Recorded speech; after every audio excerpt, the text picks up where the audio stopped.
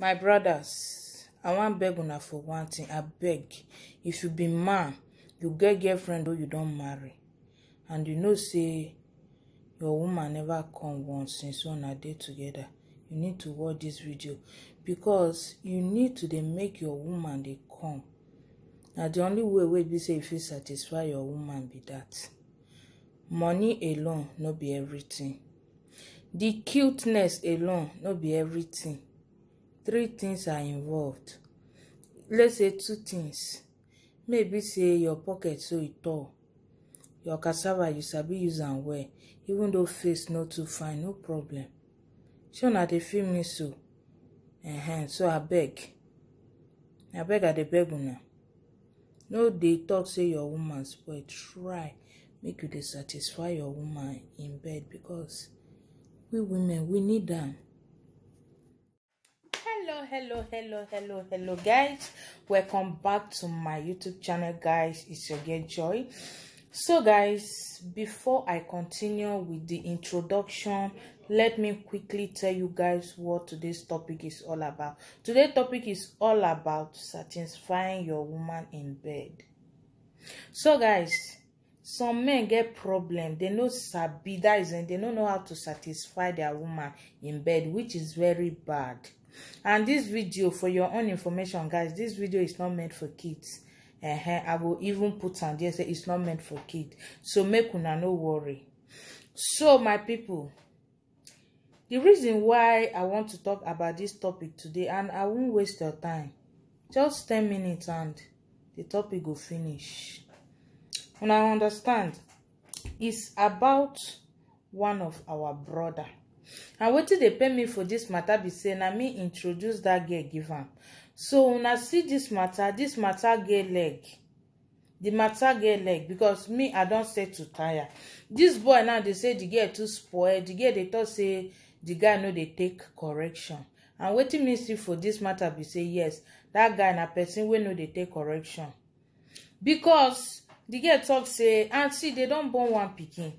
The girl thought say in say if they date together, they feel they used to each other. So the guy now, that is him go feel open up to this guy.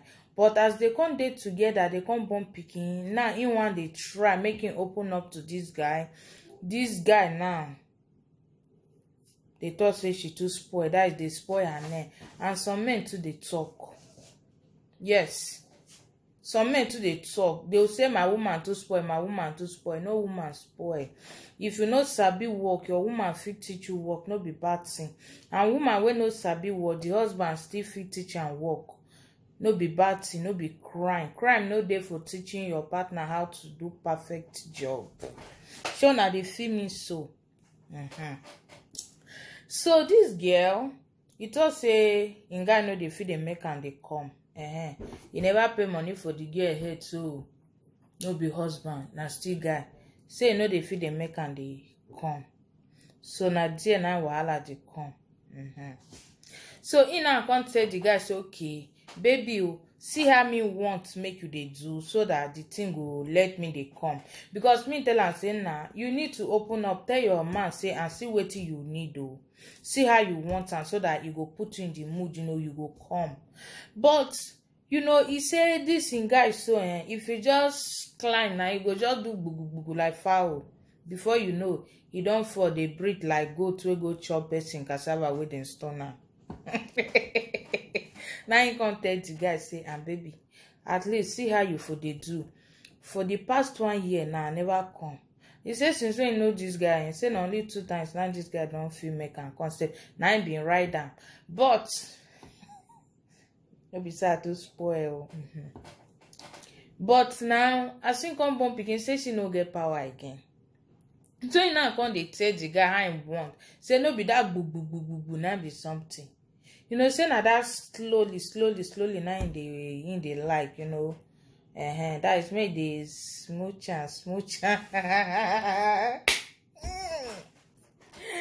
This matter so he wear trouser, he can't tie ghetto, you know, can't wear nyash. This guy now can't come and say and this your friend where you give me, he too spoil, the girl too this, the girl too that. I can't call my friend say, babe, wait till they happen. The girl say, see why oga dey talk say she too spoil. Wetin me tell her na the thing I ain't do, na make the guy come dey talk say she too spoil. But my people, this thing wey be say I dey talk here, e show say na spoil the girl spoil. No be crime to tell man that is what you like, you know. No be crime to tell man wetin you like. Na so I see am. That is why una be two pairs of shoe. Because you know if you wear only one leg of shoe, they waka. So it's every time in guy they put am for mood. If he put am for mood finish, he go stop. And he now no one cheat on in guy. So he can't tell the guy say no they do again. Instead when he go cheat on the guy, he go better move on. The guy say na die, you say na dead, now go feel separate them all. Saying too like her. The guy tell me say since when mama born her, say woman never give her the way we say that babe they give her. Say no girl don't ever give her like that. So you know say the girl they give you well, then make you too they do the girl well. No, there is no crime in that though. That is, she satisfy you, satisfy her too. Because one thing with we women, some people feel they comment say this girl too spoil, this girl too that. No, I know too spoil. I know spoil. You should be woman, you go know what they talk. If your mind just come, just do, you know, let you come na mood now put you. Now make some people go say my girlfriend is cheating on me. No. Now you make it. Yes, because number one, no be all women sabi control themselves, you know. Once the thing they hungry, then some go say I beg. I won't make this thing wey hold me, so make it relieve me. So they need to go do for where if they make them they come, you know. Nobody say they like that person. They don't like that person. You understand? Now make some women then go there they choke hand for their body. And I wait to still cause this wahala be this. So my people, nah, this girl now know they agree make the boy do again. This girl go they choke hand for him body. So this boy now come they say the girl they cheat on her. The girl say no, he know they cheat on her. Say he still love her and he no go fit go out go cheat on her. So if I say he no go fit leave her, say na dead, then make them dey. If he be say they need another pikin, he go give him guy again. But if no be so, say make two of them dey like that. Because he no fit dey satisfy the boy, make the boy no dey satisfy her. And me, as supporter, I give her hand. You know, you as a man, God give you cassava, know how to use and work now. Yeah, wow. You no go know how to use your cassava work. Your woman want teach you how then they use and they work. You see they complain. You know they happen like that. So this our sister, so can they use hand, can they pull hand for her body, can they come, you know, So this boy, I don't know whether na camera this boy put or how he take catch this girl. Because as someone said to this matter, they can't they shout. So the matter can't tire me. I can't leave her. But he say he go fit send me the video. So me believe say he put a camera for her. So if you go work, the girl now go do the work, you know, she go come dey okay. But I say no, may no send the video for me. Because and I beg and say may no share that video give anybody. Because you know catch that girl with person. And I make where that girl come dey do that thing. So my people, Mona still put that is make that is Mona tell me una own opinion on this matter. Mona write am down. Sure, na they feel me so because for me, I support that girl. I support her. Anything where people like me, then call me. But yes, I support the girl. As for me, my own man they satisfy me. So my people, he now come they say he want share the girl video give people. Me now they say no. No share that girl video give anybody. And if you share that girl video give person, now Europe we dey. Now Europe. And the thing so now for German now happen. Sure una dey feel me so. So now me can't understand why this boy they talk since say you know they see better girl or the girl way in the as in way in they see they too they spoil. Because say this boy himself you know they complete, you know they normal. Sure una don't understand me my people. The boy know they normal. So now he make her girl know they feel they stay with her. Because person wey be say no even like to take correction.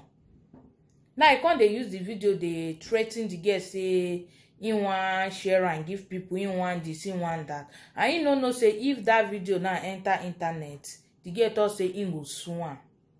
Because this girl too con record am when he dey tell am say the video way of the girl when he get say he wan put am for Facebook, he wan share and give people.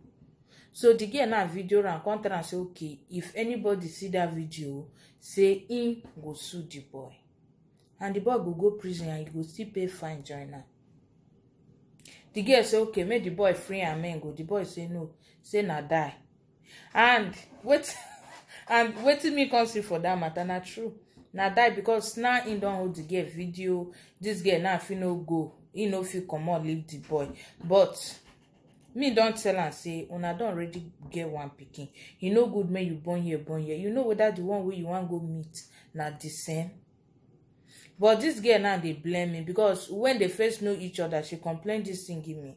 I come tell am say if time don go, you go fit tell the boy. Because many boys, as in many people, no know how to hold themselves. So you go tell am say, baby, still they make me dey satisfied too. You understand? May tell the boy like that. But if you can't tell this boy like this, the matter now can't dey pass power, and the girl now can't enter another thing. You know, can't enter another thing. I asked am whether na the rubber in dey use. He say no. Say na her own finger now she dey use. So my people, wetin una reason, wetin una think about this video?